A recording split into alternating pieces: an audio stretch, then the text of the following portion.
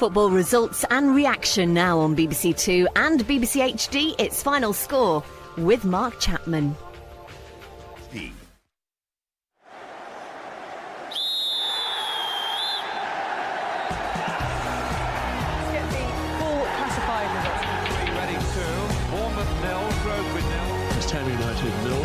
To avoid relegation. He was one of the heroes of the afternoon. Applause from the away supporters. Go! The latest score is Wimbledon through to the Premier. John Terry's tears, we all remember. It was 2 crucial weeks. Manchester United 4, Blackpool 2. Good afternoon. A real melange of football tournaments on Final Score today, and watching it all and trying to work out what melange means are Steve Claridge and Danny Mills. Let's start with the FA Cup today's quarter-final stage over the weekend. And one game has been played already. That's Everton and Sunderland, finished 1-1 at Goodison. The Spurs-Bolton game kicks off at tea time.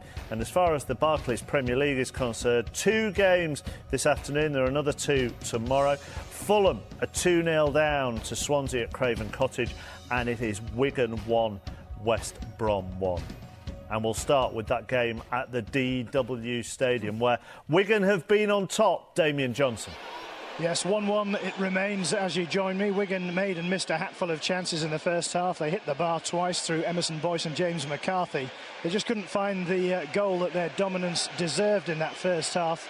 James McCarthy found the net though. He poked the ball home from a Victor Moses run in the second half. But Albion came back. Paul Sharner, the ex-Wigan midfielder, headed in unmarked a few yards out.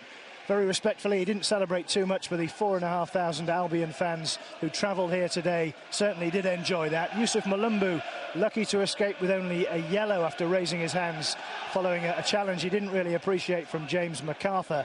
It's 17 minutes to go. Couldn't really pick a winner at this stage, but Wigan desperate to win it. 1-1. In League Two, that's 11 for the season for Justin Richards. Burton have got one back at home to Torquay, and that's Gary Alexander's 14th of the season. Only his second for Crawley, though. All the others were for Brentford. Crawley 2, Port Vale 2. Port Vale down to 10 men in that game as well. Back to the Premier League, where it's been a very impressive Swansea this afternoon at Craven Cottage. Jonathan Ledyard. And the cry from the Swansea end, or the Swansea contingent in a 25,000 crowd, is the Jacks are staying up. They're actually going 8th as well. They'll be something like 16 points clear of the bottom. They're still looking down rather than up, and I suppose you can understand that, but they are looking very good here today. Fulham had so much of the possession, so many of the early chances, but Gylfi Sigurdsson, what a clever signing by Brendan Rodgers, has scored 2 goals. He's on course for a hat-trick eventually, the way they're playing, as Damien Duff goes close. He's not got a corner. He thought he had. Another contentious decision. Duff on as a substitute. Fryer's on for Johnson. Murphy's just come on for Diarra after he took a nasty cut early in this second half. But whatever Fulham have tried from Pogrebniak or even from Clint Dempsey, Swansea have more than matched, and they lead comfortably. For the we'll come to Fulham Swansea in a minute, but for people who've just joined us on BBC Two and haven't been on the BBC HD channel with us all afternoon, Wigan will kick themselves if they don't win this.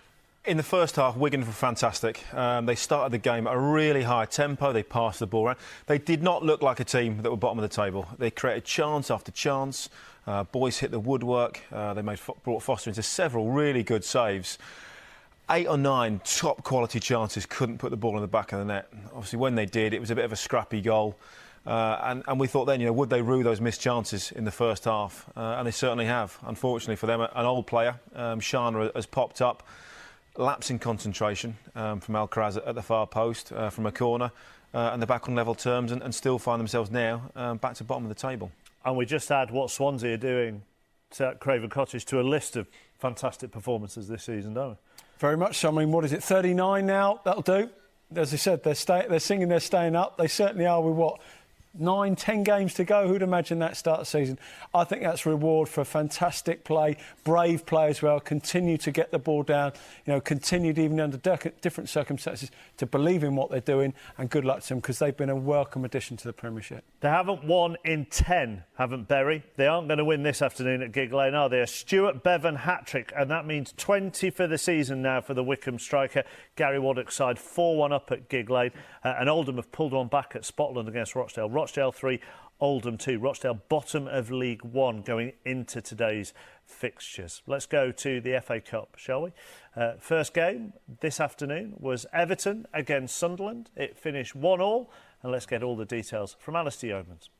An FA Cup tie which crackled with excitement in the first half, looked like fizzling out, but it almost had a twist when Sunderland goalkeeper Simon Mignolet made a brilliant double save in the dying moments to force a replay. Sunderland had started the game well, and their lead after 12 minutes was richly deserved. Colback rolled in a free kick from the right touchline. Bardsley found himself unmarked and took full advantage with a hard, low shot into the corner of the net from fully 22 yards. Everton, well, they were slow to rouse themselves, but were given away back into the game just past the midway point of the first half. Jelavic met Baines's cross with a head, but it needed Cahill to guide the ball in with his own header. The second half, well, it was full of sweat and endeavour with few chances until Mignolet made a great save from Heitinger and blocked the follow-up from Jelavic, and so they must do it all again.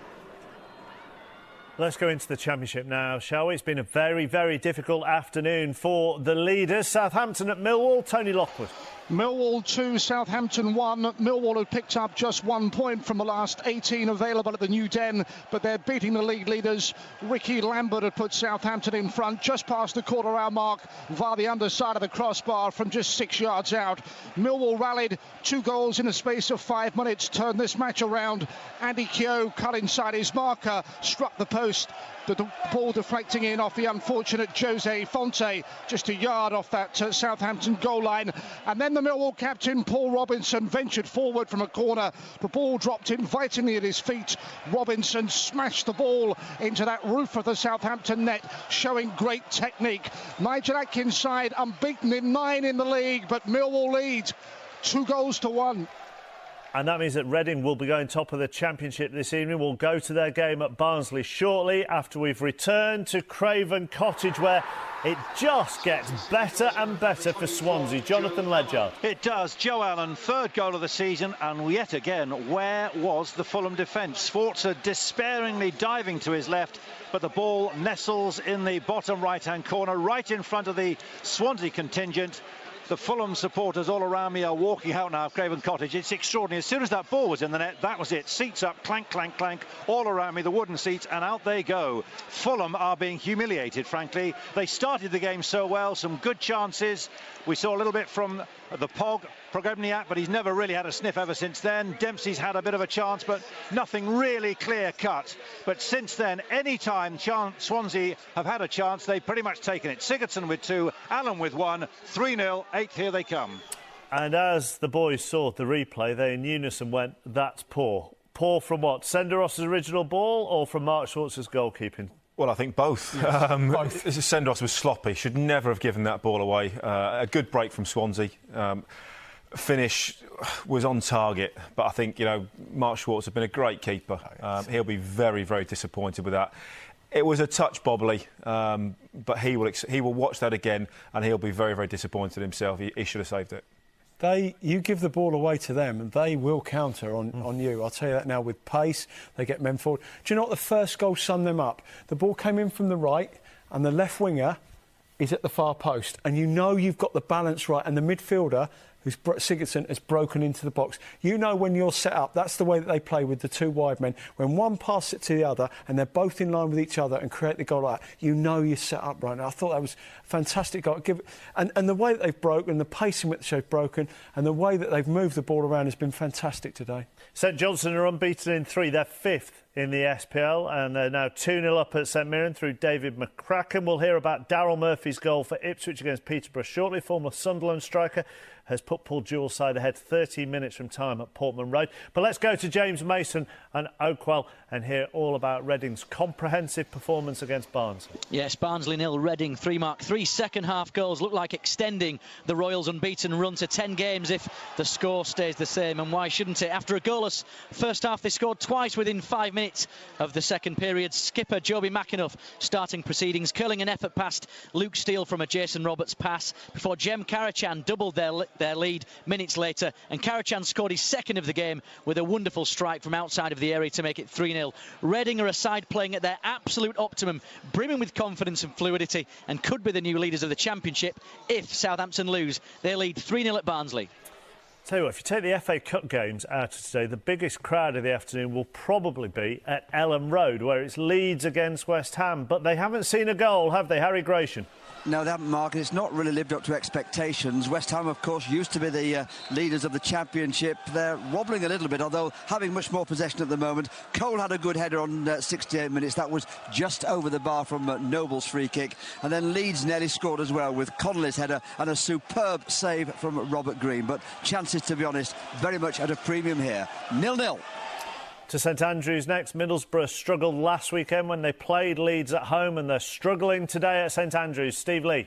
Yes, Birmingham City 3, Borough 0, the 50th match of an exhausting season for Chris Hughton's side, and after a month without a win, they've blitzed Borough in the second half with real energy. 2 goals inside 3 minutes from Marlon King and Keith Fahy have effectively ended Borough resistance. Nico Zigic had headed Birmingham ahead early on from Chris Burke's cross, and Burke was the provider for the second goal, tucked home by King, his 14th of the season. Birmingham's third, a real Irish virtuoso effort from Keith Fahy on St Patrick's weekend.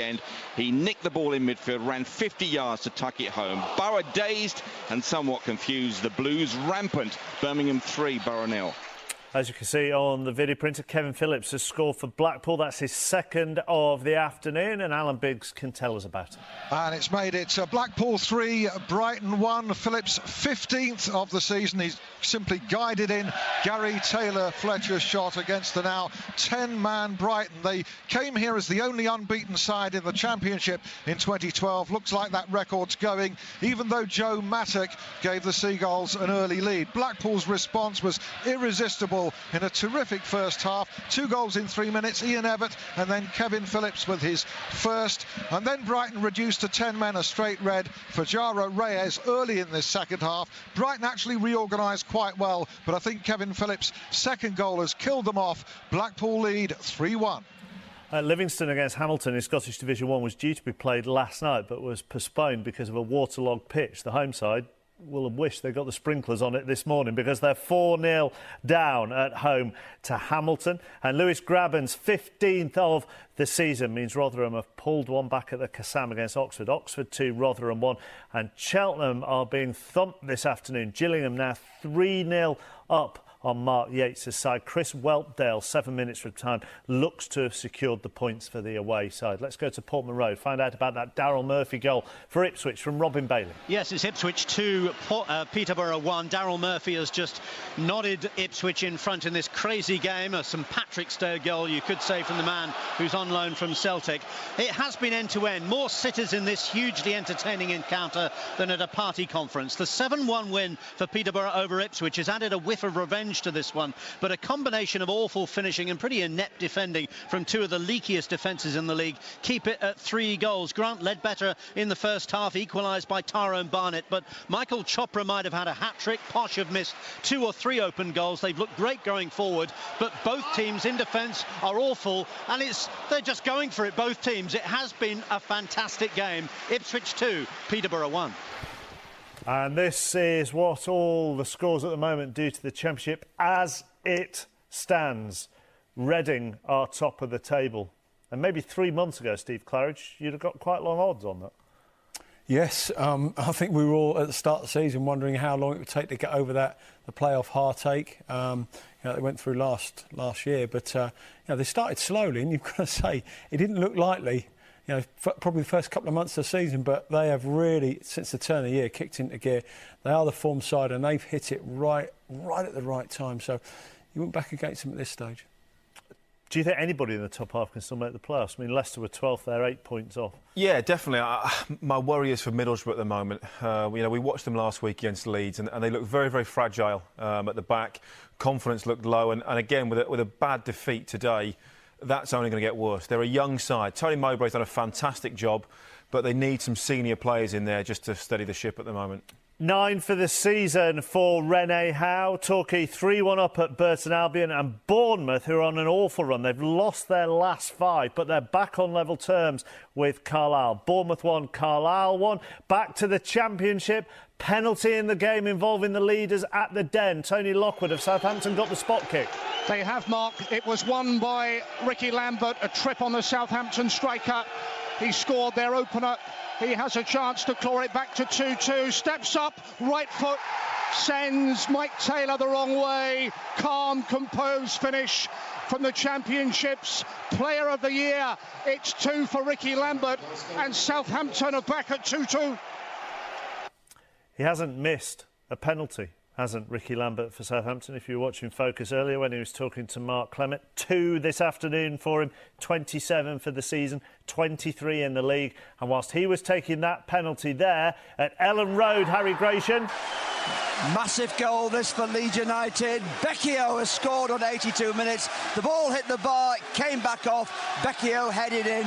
Green had made a very good save in the build-up to that.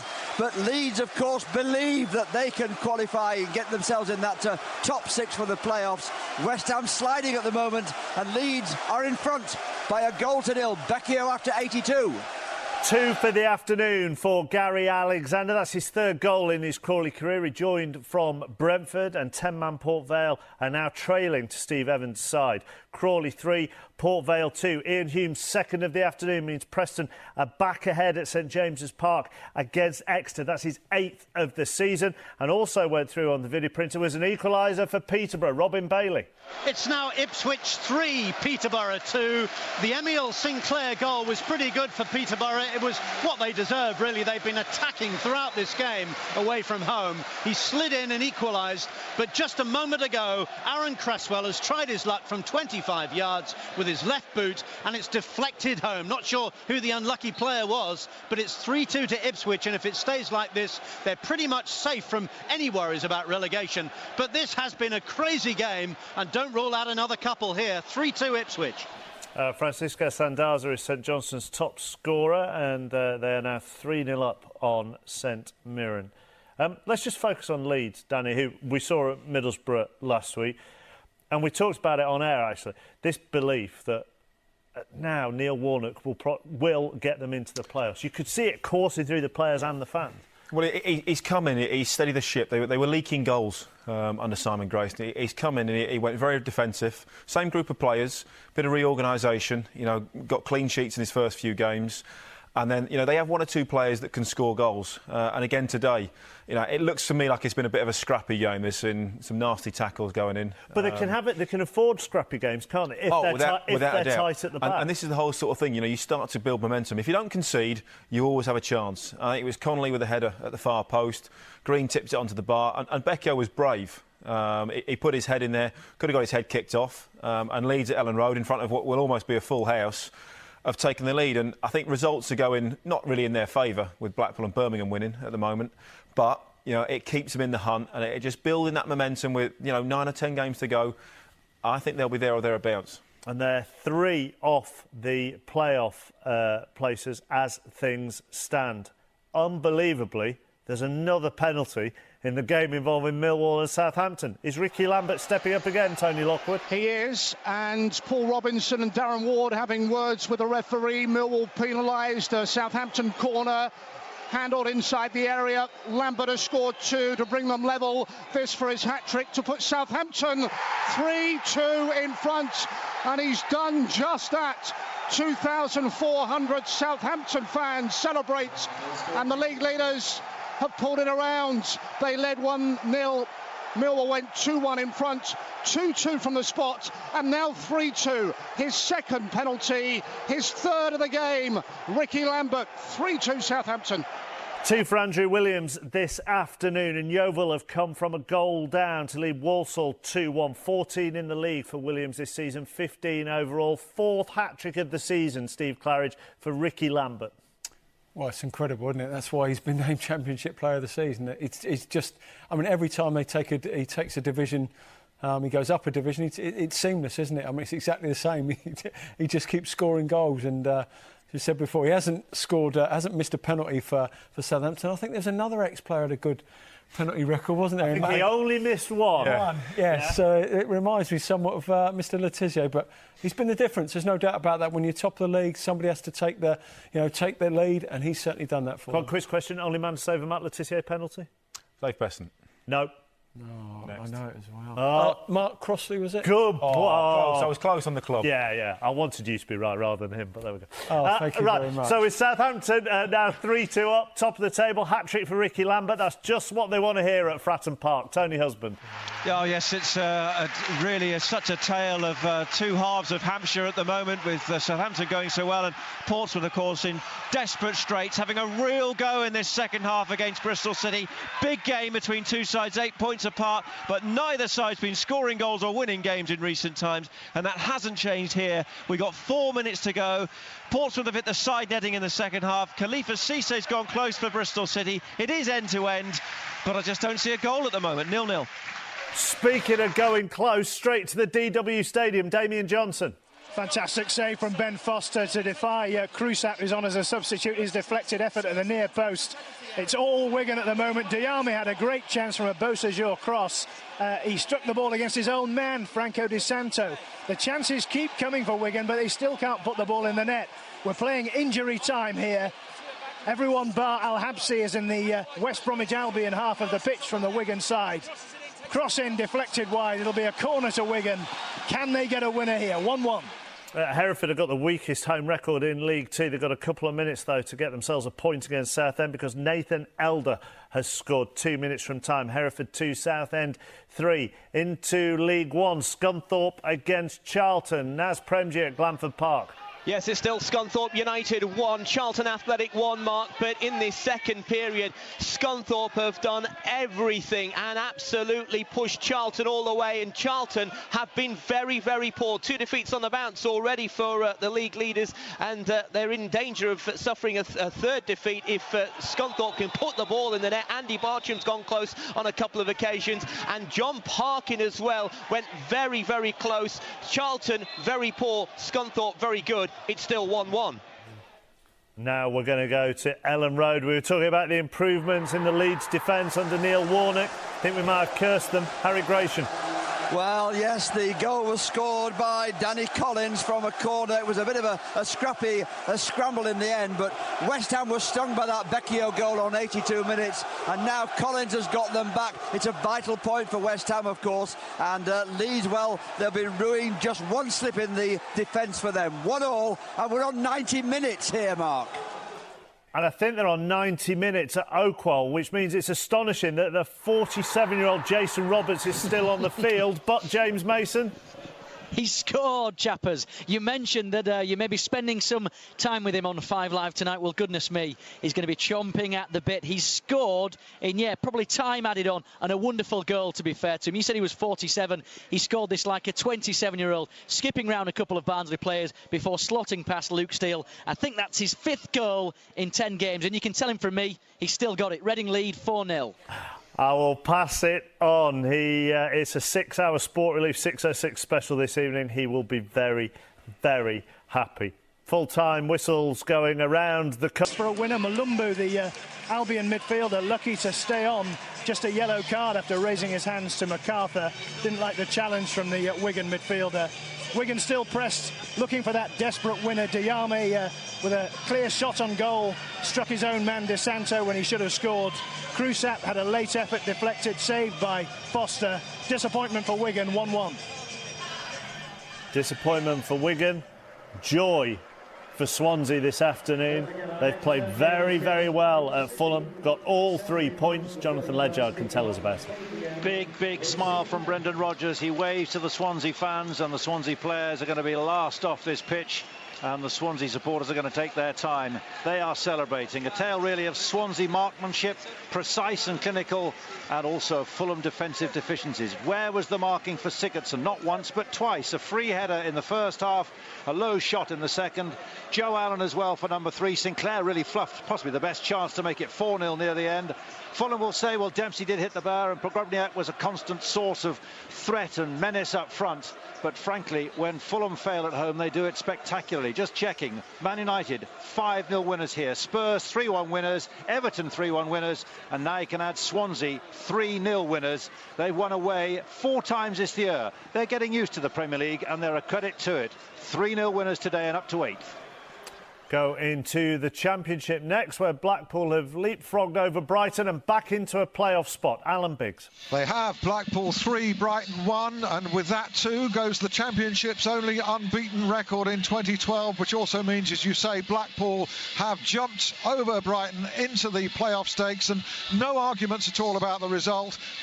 Brighton's early lead from Joe Mattock was washed away by the Tangerine Tide in the first half. Ian Evatt and Kevin Phillips turning the game with 2 goals in 3 minutes, and then after Brighton were reduced to 10 men by Jara Reyes' red card for a reckless challenge, Phillips rounded off with his 2nd and 15th of the season. Blackpool 3, Brighton 1. 2 for Mediolito this afternoon, and Dagenham and Redbridge have beaten Macclesfield by 2-0. They've never lost to the Cheshire side. That's 6 games they've played Macclesfield. Never been beaten by them. Into the Championship. Wow, goodness me, what a comeback for the Championship leaders Southampton. You can see what it's done to some of the Millwall players. Here's Tony Lockwood. Millwall 2, Southampton 3, a game that didn't disappoint.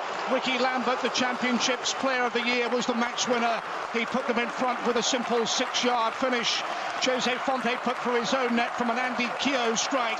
Paul Robinson then hammered Millwall in front with his first of the season, showing terrific technique. Back came Southampton, 2 penalties, dispatched with confidence from Ricky Lambert to win it for the leaders. Millwall's home form is a real worry. Southampton unbeaten in 10 league games and still top of the Championship table. Millwall 2, Southampton 3. Reading are going to keep chasing them. A comprehensive win for them this afternoon. James Mason was watching at Oakwell. Yes, Barnsley 0, Reading 4. Reading extend their unbeaten run to 10 matches, having won 9 of them. If the goalless first half proved to be an even contest, the second half was far from it. 2 goals in 5 minutes from Joby McAnuff, and Jem Karachan gave them a deserved and comfortable lead before Karachan added a 3rd with the goal of the game, a clean strike into the top corner of the net from the edge of the area. At one point, with the news that Southampton were losing, Reading looked like going top of the Championship, but it wasn't to be, for now anyway. However, a 4th goal from Jason Roberts just before the end completed a perfect day for the Royals.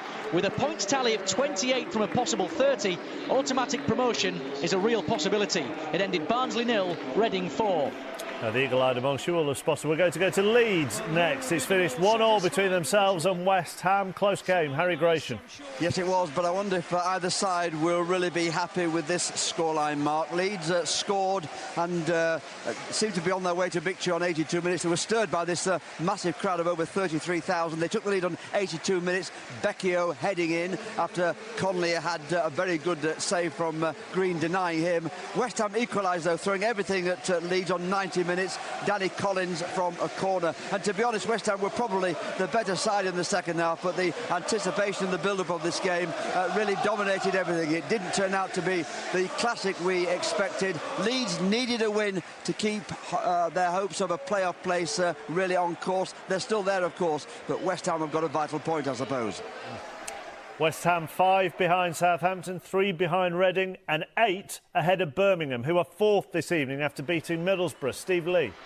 Yes, Birmingham City 3, Borough 0, 5 matches without a win in their 50th match of the season. Birmingham City shrugged off their aching limbs to climb back in the playoffs, and resoundingly so. Goals from Zigic, King and Fahy earned them a deserved and resounding win against an out-of-sorts Borough side. Pick of the goal suitably on St Patrick's weekend. A real virtuoso effort from Irish midfielder and man of the match, Keith Fahy. He stole the ball from a dozy Borough midfield, ran 50 yards and thumped the ball past Jason Steele. Borough were well beaten. Birmingham will need that kind of energy if they're to maintain their promotion push. Birmingham 3, Borough 0. To the Keepmoat next, where Ivan Gaskell has watched Doncaster against Derby. Yes, Derby completed a first league double over Nottingham Forest in 40 years in midweek, and they completed a first league double over Doncaster in 54 years here today. It's been a good week. They coasted into a 2-0 lead just inside the hour. Robinson and Roberts, fine goals both, as Derby's defence took some R&R themselves. So insipid was Doncaster's attack. But Donny's disgruntled supporters offered some hope late on. El Hadjuf pulling one back. It was nowhere near enough, though. Derby's win is here. Doncaster still deep in trouble. Big shock for the leaders in League Two this afternoon. They've been beaten at Crewe. Lindsay Hooper watched it. They have, and comprehensively. Mark, Crewe 2, Swindon 0 at the full-time whistle, and not a single shot on target in the first half for Paolo Di Canio's men. I think he did do quite the team talk at half-time when they went in 1-0 down thanks to a Nick Powell. About 12 yards out, he hit a half volley, sweetly hit the crossbar. It did cross the line. Well, the referee adjudged it had. You can watch that on the Football League show later, so that goal given. That's from 12 yards out. And then after half-time, Swindon did start passing the ball around a lot better, but they just lacked that ability to get past Crewe's defence. I mean, I've got a lot of names here to say that did well, but Matt Tootle in particular in the defence and Dave Artle. In the end, it was Ashley Westwood who was left unmarked, had time to control, and he slotted under Wes Foderingham to make it 2-0. Crewe 2, Swindon 0. And into League One, where Sheffield United's progress has just been checked a little bit by Tranmere. Andy Barwer. Yes, it's finished 1-1 here, below par from promotion-chasing Sheffield United. They took the lead through Ched Evans with his 20th league goal of the season. Tranmere got their reward in equalising in the second half. A free header from a corner from Lewis Aitkins. Danny Wilson's side have hit a sticky patch. Tranmere played with no fear here at Bremel Lane. Sheffield United 1, Tranmere Rovers 1. And finding out about Sheffield United's city rivals Sheffield Wednesday, they were at Notts County. Andrew James. Yeah, Sheffield Wednesday winning by 2-1 at Notts County. 12,500 here to see it. Sheffield Wednesday took control in the second half with goals first from Ryan Lowe and then Gary Medine, his 14th of the season. But they let Notts County back into the game right at the end. Lloyd Sam on his debut scoring from an in-swinging free kick. But Wednesday held out. Notts County 1, Sheffield Wednesday 2. And quickly to the SPL, Brian McLaughlin at Motherwell. Motherwell 1, Aberdeen 0, just a one goal. But what a strike it was. Stevie Hamill midway through the first half, a terrific left foot shot from 25 yards, still rising as it hit the back of the net. Motherwell 1, Aberdeen 0. And the other big story in Scotland came from Division 1. Ross County beating 9-man Falkirk. That was first against second. So Ross County, with that 2-1 win, look like they're heading for the SPL for the first time in their history. Right, let's get the full classified results now on Final Score with Mike West.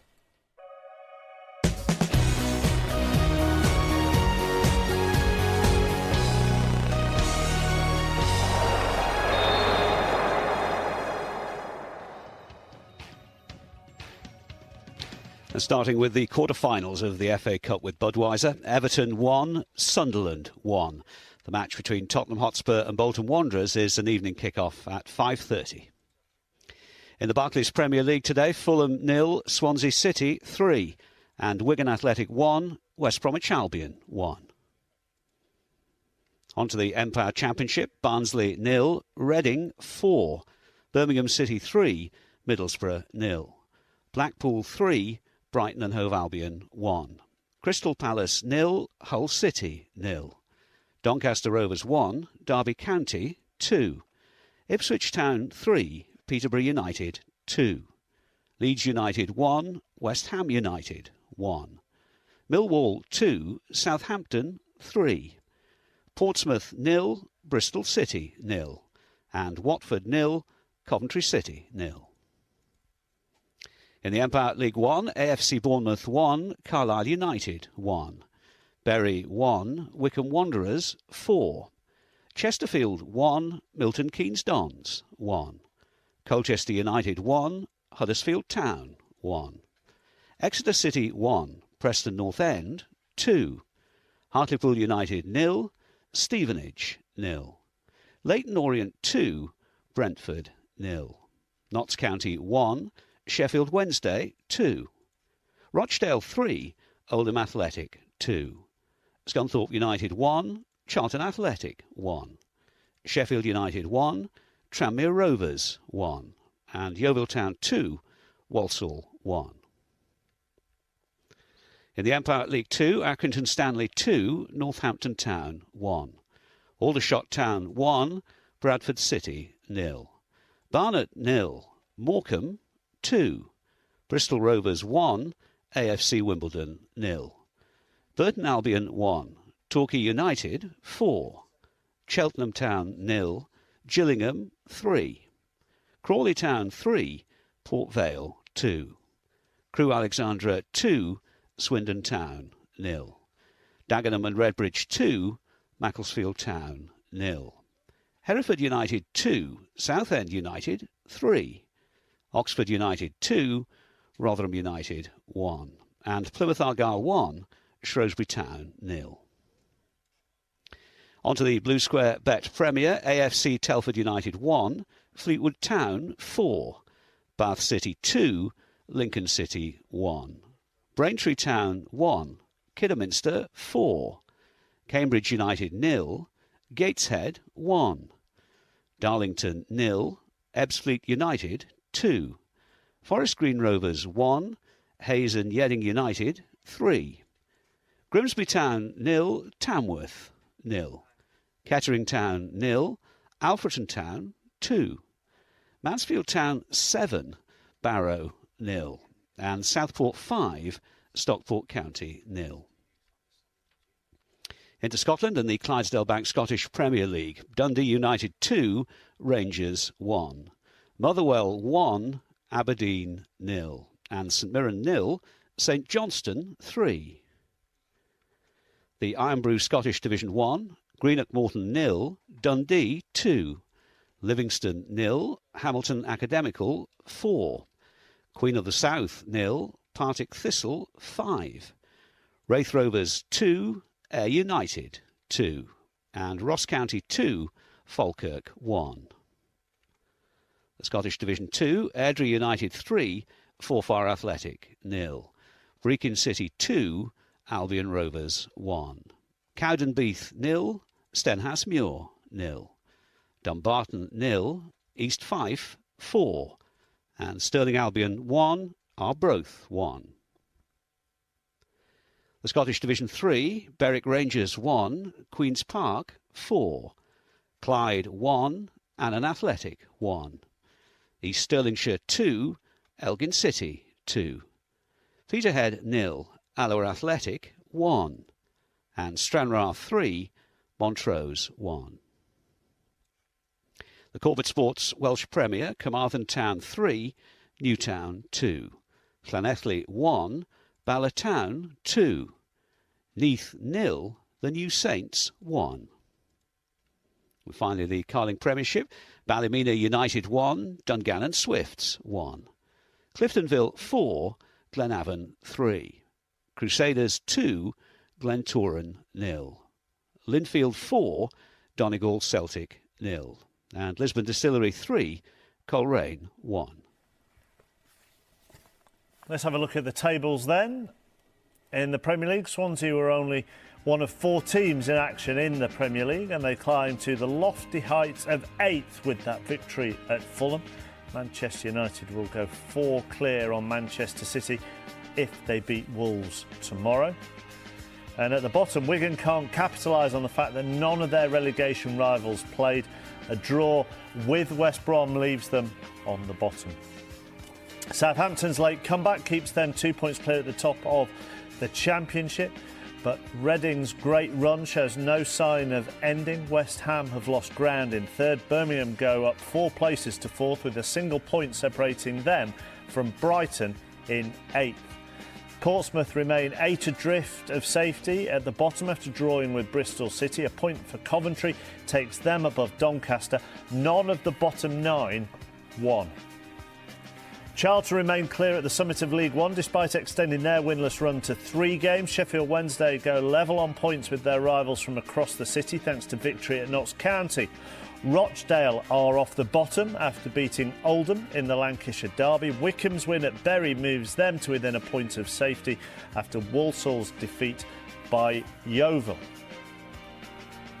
A rare defeat for Swindon means their advantage has been cut to 4 points by Torquay. Southend have edged out Shrewsbury in the 3rd automatic promotion place. The rest of the top 9, though, is unchanged. And only 1 point now covers the bottom 4 following victory for Dagenham and Redbridge against fellow strugglers Macclesfield. Plymouth's win moves them out of the relegation zone at the expense of Hereford.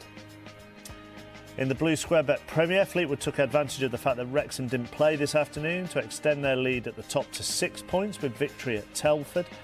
Bath are still in desperate trouble at the bottom despite beating Lincoln, who only stay above the drop zone on goal difference.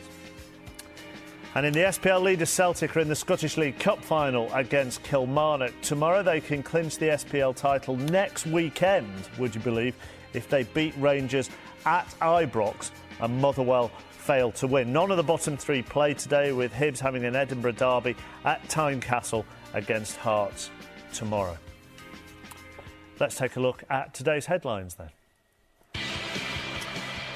And on loan, Gylfi Sigurdsson scored twice as Swansea register a third successive Premier League win. Brendan Rodgers' men also scored 3 times in a top-flight away match for the first time since 1982. And in the FA Cup, Tim Cahill rescued a replay for Everton after Phil Bardsley's first FA Cup career goal had put Sunderland ahead in a full-blooded quarter-final. Simon Mignolet made a fine double save late on to ensure parity. And you can see the 2 Premier League games on Match of the Day tonight. That will be at 10:45. And highlights from Wolves against Manchester United and Newcastle against Norwich will be with me tomorrow from 10 o'clock on BBC 2. Let's get some reaction to one of those Premier League games, shall we? Paul Sharner got West Brom's equaliser against his former club Wigan. Here are his post-match thoughts. Do you feel fortunate to get a point from that, or perhaps will West Brom value for more? No. Actually, we are quite lucky to get the point because we can throw everything forward, create a lot of chances, and today we had the luck on our side. I feel sorry for Wigan, but of course I have to look on our situation as well. 4 years, obviously, here at the DW Stadium. 4.5 years, that half year, very important. But you showed a lot of respect when you scored the goal, didn't you? Yes, of course. What I have to say is Wigan is still in my heart, 4.5 years. It's a long time, and it was the first years in the Premier League. And of course, I have to show them respect. Got very tasty out there at times, didn't it? Yes, absolutely. I think Wigan was desperate to get 3 points because they're really struggling. But we could keep another goal out of our goal, and that's why we draw. Does that point make you safe this season now? Actually, we shouldn't look on safety. I think we should look forward because the last 4 or 5 games we played good football, and I think we should look forward. And just finally for Wigan, can they escape relegation? I hope for them because they really fight hard, try hard, and also Dave Whelan, the chairman, put a lot of effort in the club. And of course, I would wish, if I have a wish free, that Wigan stays in the Premier League. Well done today, thank you. Thank you. Just said to Danny Mills that Paul Sharner's such a nice bloke, to which Danny replied, he isn't that nice, he could have missed it. Let's go to Jonathan Pearce at the DW Stadium, watching the game for Match of the Day this evening. Wigan should have been out of sight by the time he equalised, shouldn't they, Jonathan? They should have been 2-0 up in the first 5 minutes, really. A couple of chances for De Santo wide. Then the goalkeeper, Ben Foster, made a very good save. Made another very good save from McCarthy. Flicked it onto the bar. They've hit the woodwork 3 times in the game. Emerson Boyce getting forward, headed against the woodwork. And then very late on, Macaulay was excellent for West Bromwich Albion. Sliced it against his own post. He was excellent because West Bromwich Albion were on the back foot for most of the game. They pushed Emerson Boyce forward. Wigan on the right-hand side. Jean Beausejour on the left was creative. He was dangerous. He slung in crosses, and Wigan didn't take the chances when they came, and that really has been the sorry tale of the season. They played some lovely stuff at times against the West Bromwich side that I didn't think was at it for long periods, as they have been of late, especially during that 3-match run. They changed their defence today, and they looked a little bit disorganised in the first half at times, but they hung on in there, and Sharner stooped at the far post to get that leveller. They were lucky to get a point, West Bromwich Albion, today. Will a point be good enough for Wigan?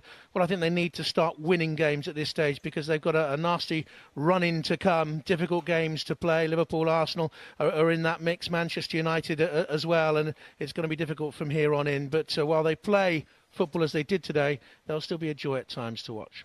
Jonathan, thank you very much. Jonathan, commentator on that game for Match of the Day this evening. And that's the problem, isn't it, for Wigan, is that the performance will give their fans hope, but yet again the fact that they can't score will mean they'll have left the DW Stadium deflated. Unfortunately, this time of the season, it's not about performances. You know, performances are fantastic for young kids coming through the system. And in the early part of the season, if that's going to set your season up, how you're going to play.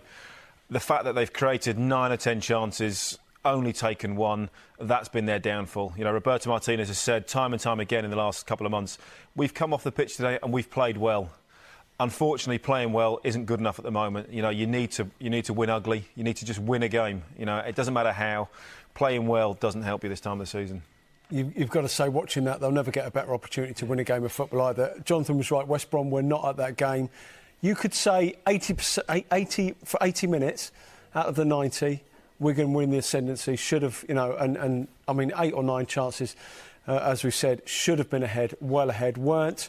And the problem then is you're always susceptible. And what did we say? Yeah. We said West Brom will get something out of this, you know, and that's been a symptom of Wigan's season. They've dominated that game from probably start to finish, and yet somehow contrived to get a 1-1 out of it. It's the same story, isn't it? We can say, oh, you know, they need a goal scorer. You know, only a couple for Hugo Rodallega this season, but there are other players who had chances who aren't stepping up to the plate and scoring. It's not just the strikers. They hit the post, you know, or hit the woodwork 3 times. They had other chances in the game.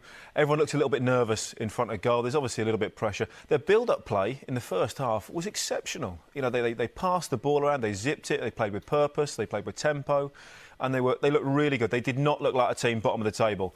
They just couldn't finish it off. And, you know, as we said, you have to score and kill teams off. If you don't, it only takes, you know, one mistake. Alcaraz, mistake at the far post, didn't track his runner, and Shana nods one home. They are those sides that go a goal up in a game like that, and you think, yeah, the possibilities are they could concede, and that's exactly what they've done. And they've conceded from an individual error, which is another thing that they've done far too often this season. Goals not a problem for Swansea this afternoon. They won 3-0 at Craven Cottage against Fulham. Here's Brendan Rodgers with Jonathan Ledyard.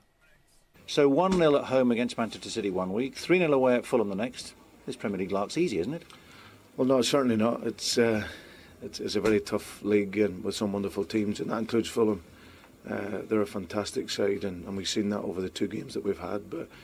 But today we were incredible. I felt this was our biggest game because last week obviously we played very, very well and won against a top team. And sometimes, you know, you get teams that are maybe game raisers. You know, they can raise themselves for the big games, and you come to the next week and they're maybe flat. But today was phenomenal. Excuse me, our passing and, you know, our possession of the ball and on a possession game was terrific.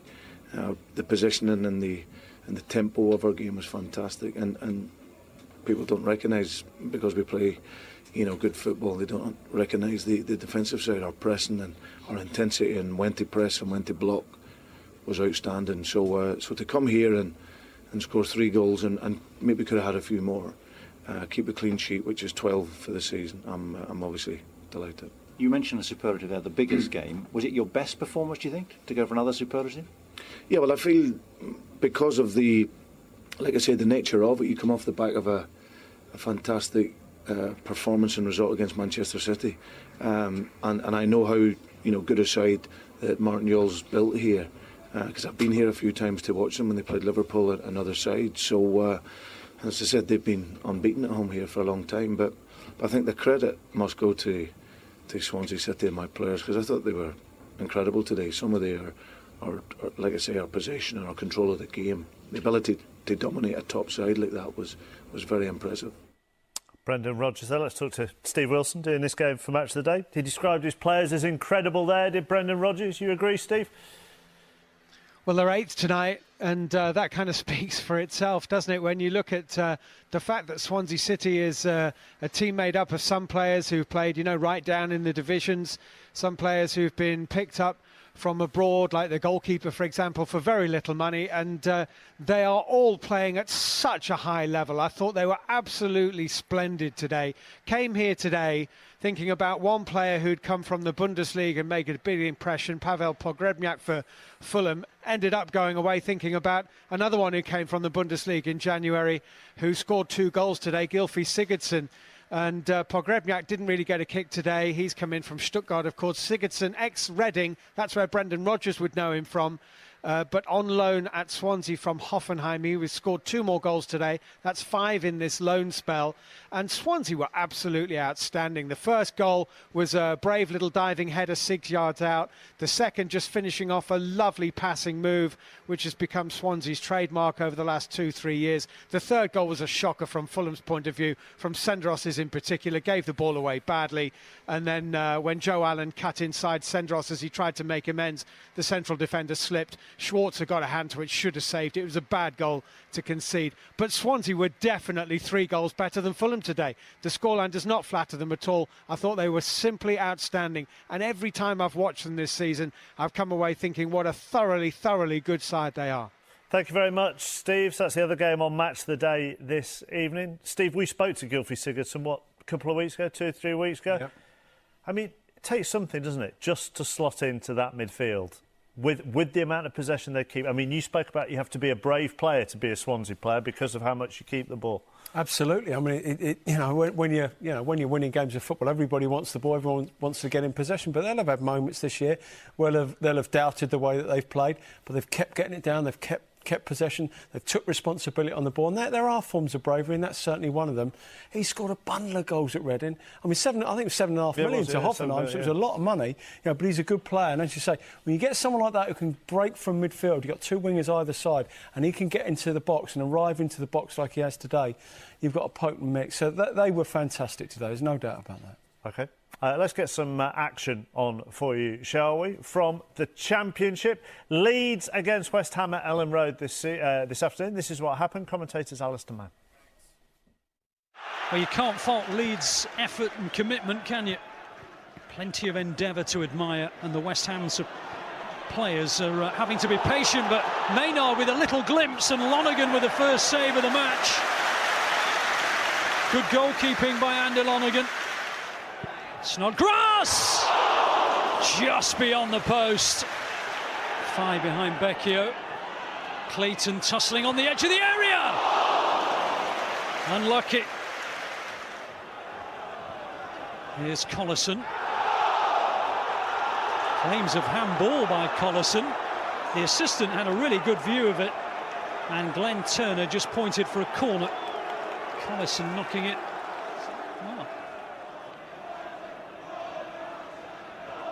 Tompkins, good tackle. Won well by Brown. Here's Snodgrass.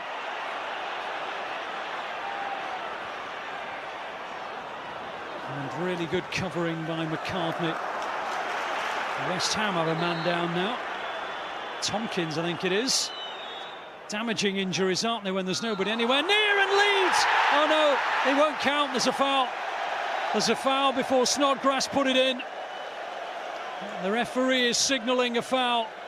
Neil Warnock never really got the chance to celebrate. Snodgrass turned it in, but the whistle had already blown. Some tussling on the near post, and Peter Walton saw a little tug, and it is still 0-0.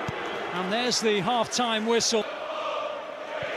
Taylor's delivery, and a flick from Carlton Cole, and he is looking at the heavens and suggesting that maybe he's unlucky not to score there. McCormack floats it in, and Connolly! Fantastic save by Green. Snodgrass. Teaser. Green gets there. Connolly off the bar and turned in by Becchio, and Leeds are ahead.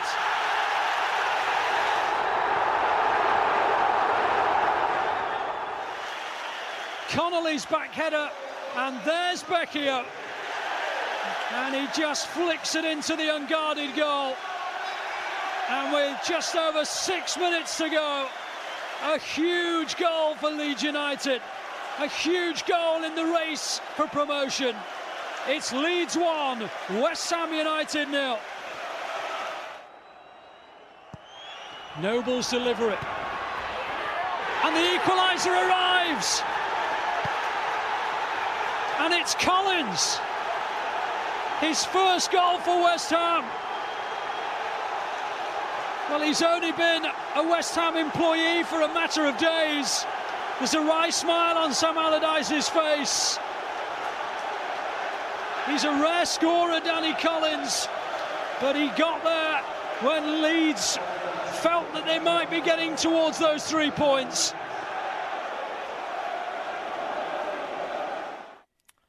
So the point shared at Ellen Road, a remarkable game at the Den involving the leaders Southampton. They took the lead after Adam Lallana laid the ball on a plate for Ricky Lambert. It just came off the underside of the bar, but that put Nijlak inside a goal up. Millwall then hit back to actually take the lead. The first goal, John Fonte not being able to do a great deal about it as it bounced in off him under pressure from Andy Keogh. And then watch this for a finish. Any player would be happy about this, but Paul Robinson, the centre-half, wins that header there. The ball comes back to him off Keogh, and he thumps that into the roof of the net. And Millwall were 2-1 up at that stage. And then, Steve Claridge, it came down to Ricky Lambert and the penalty spot. They win 2 penalties to Southampton in quick succession. Yeah, I mean, I'm not quite sure about that. And for me, the player's going down anyway, and he just catches Lambert as he comes across him. So I'm not 100% sure that is a penalty. But, hey, if you want someone to take your penalties, look at that. Not missed a penalty for No, I don't. If the keeper goes the right way there, he's not getting anywhere near that. And we've got another incident, obviously, here where I don't know what he's doing there. It's clearly a handball. I have no idea what. I think it's Dunny actually there who's handled that. It is. Yeah, and it is, I have no idea. It's a complete aberration. And that's a pressure penalty, though. You know, he's on his. Gone if you're the keeper that way, though. Well, from his run up possibility, it's difficult, isn't it? But I think that's a real pressure penalty. You know, to get the win. He'd already scored 1 penalty. You know, sometimes players relinquish that responsibility, but he took it on and was confident enough to do so, and fantastic for Southampton. All the goals on the Football League show at 11:45 tonight. And don't forget, you can see them on the BBC Sport website from Monday morning. So as soon as you get into work, you'll be able to sit at your computer and do no work and watch all the goals from the Football League. Just don't tell your boss that I said that. This is tight, isn't it, at the top of the Championship now? Yes, it is. I mean, we've probably got 2 from 3 looking at it. You know, I mean, looking at it, you're thinking, can someone come out the pack? But I've got to say, out of the 3 now, you know, we would have said Southampton and West Ham probably, you know, from the majority of the season. But Reading now are a real spanner in the works, and you know, probably one of the big side, shall we say, the West Ham or the Southampton might miss out. You never know. Spurs Bolton about to kick off in the FA Cup. Everton and Sunderland drew earlier on. Do you see Spurs winning that? Well, you would have said so. But Spurs have had a bit of a blip at the moment. I think obviously all the speculation surrounding Harry Redknapp has done Spurs no favours at all. You know, Spurs players maybe not quite sure what's going to happen. They need to start winning again. Yes, it's the FA Cup. But again, you know, they need to start winning games and winning them quickly. OK, thank you to you both. Let me point you in the direction of a very special 6:06 tonight in aid of sport relief, on air on 5 Live from 7 o'clock. And we're going until 6 minutes past 1. Some amazing prizes that you'll want to hear about that you will be able to bid for. But thank you to Danny and thank you to Steve. And Final Score will be back next Saturday afternoon on the HD channel from 2:30. See you then. Bye.